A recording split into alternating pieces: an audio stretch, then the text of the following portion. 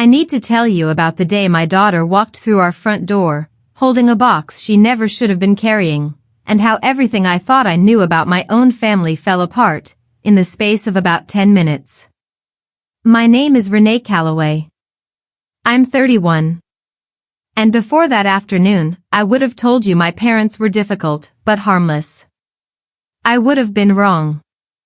It was a regular Sunday, the kind where nothing is supposed to happen.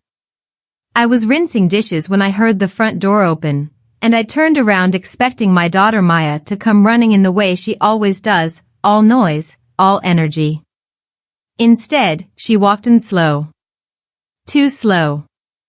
Her face was blotchy from crying, her lip was doing that thing it does right before she completely falls apart, and she had both arms wrapped around a plain cardboard box, like it might try to escape if she loosened her grip. Maya is 7. She didn't run to me. She just stood there, in the doorway, until I crossed the kitchen and pulled her into me, and I could feel her little heart hammering against my ribs. She'd spent the weekend at my parents' place, out past the county line, in the same house I grew up dreading holidays in. My mother, Pauline, had been asking for more time with Maya for months. And even though things between us had been strained since, basically forever, cold calls, backhanded comments, that specific look my mother gives me, like I've disappointed some invisible panel of judges, I said yes. Because Maya adores her grandparents. And some small, stubborn part of me still believed she deserved the chance to know them. That belief was about to cost me more than I ever imagined. When Maya finally lifted her head off my shirt, she held the box out toward me with both hands, arms shaking. No bow. No card. Just brown packing tape, and my mother's handwriting on the side. And then my daughter said something that made the floor tilt underneath me. She said, "Grandma said I have to tell you not to make a big deal out of it." She said it in this tiny, confused voice, like she was reciting a line she'd been told to memorize. One she somehow understood was wrong, even though nobody had explained why. I put the box on the counter and knelt down in front of her instead. I asked if she was okay. She shook her head. I asked what happened at Grandma and Grandpa's. That's when she really broke down, the kind of crying a kid can't just turn off, once it starts. Through the tears, she told me there'd been yelling. Not between her and her cousins, between the grown-ups. She said a man had shown up at the house while she was there, someone she'd never met in her life, and somehow, he already knew her name. He sat at the dinner table with her. He watched her eat. He told her he was practically part of the family. I had never heard that name in my life. Maya said it was Silas. Silas Vance. I opened the box, right there on the counter. I want you to understand something about me, before I tell you what was inside. I've survived real pain before. I lost a pregnancy 2 years before Maya was born. I watched my college roommate die in a hospital bed, at 24. I know what grief feels like, moving through a body. But nothing prepared me for what was sitting in that cardboard box.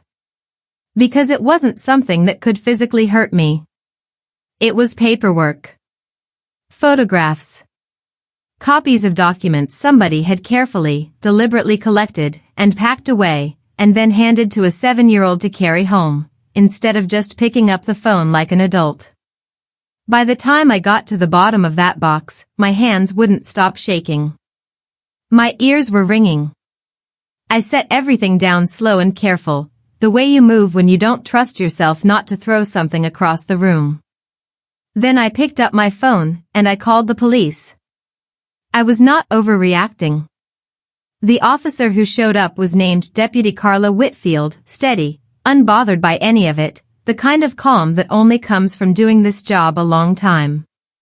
She looked through everything on my counter without so much as a flinch, and started asking questions.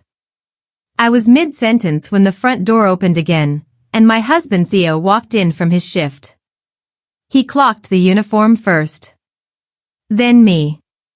Then his eyes dropped to the papers spread across the counter, and I watched every ounce of color leave his face, like someone had pulled a plug. He froze in the doorway. And in a voice I had genuinely never heard come out of him before, he said, "Why is his name on that?" I turned and looked at my husband. And what was written on his face wasn't confusion. It was recognition. Immediate. Total.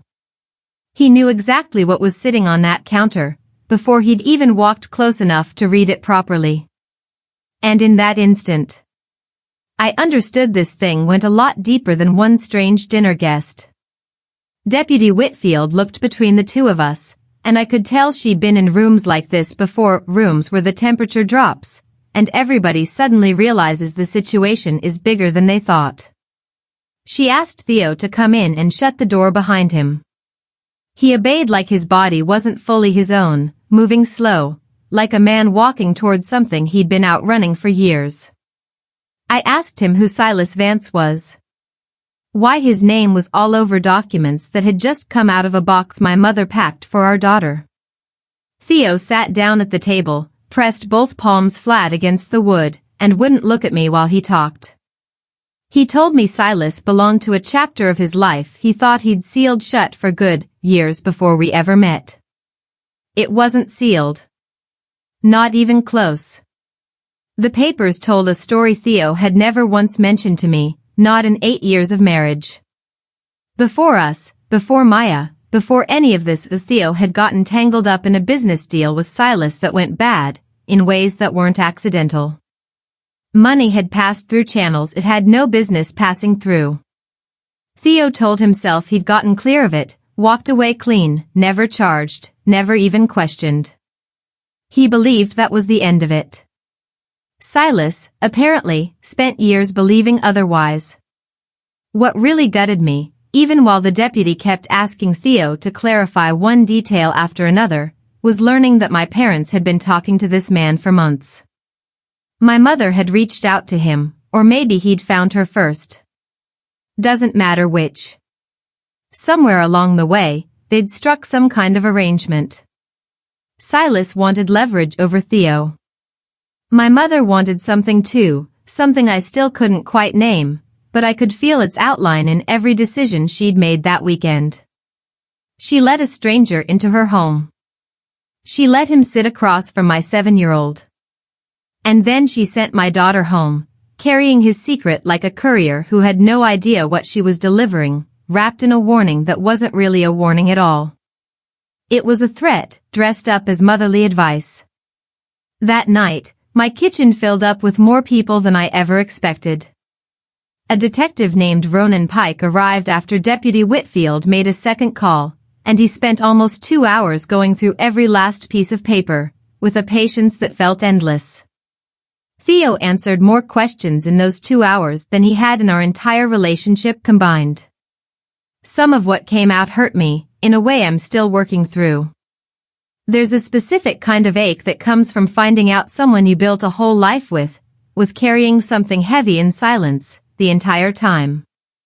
But there was another kind of pain sitting right next to that one, though sharper, somehow, and it had nothing to do with Theo. It was thinking about my own mother. The woman who raised me. Standing in her kitchen, deciding it was acceptable to turn my daughter into a messenger for something this ugly. Whatever she was trying to gain, whatever she convinced herself she was protecting, she put a scared little girl directly in the middle of a mess no child should ever have to touch. Maya's hands were shaking when she handed me that box. That's the image I can't shake, still. More than the documents. More than Silas Vance. More than 8 years of secrets Theo had folded up and hidden inside himself. Investigators reached out to Silas Vance within 3 days.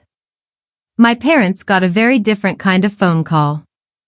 Theo and I spent the following weeks in conversations that were some of the hardest we've ever had, and also, strangely, some of the most honest.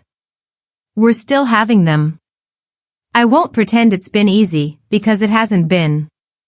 But we're still showing up for each other in the middle of it. And that has to count for something.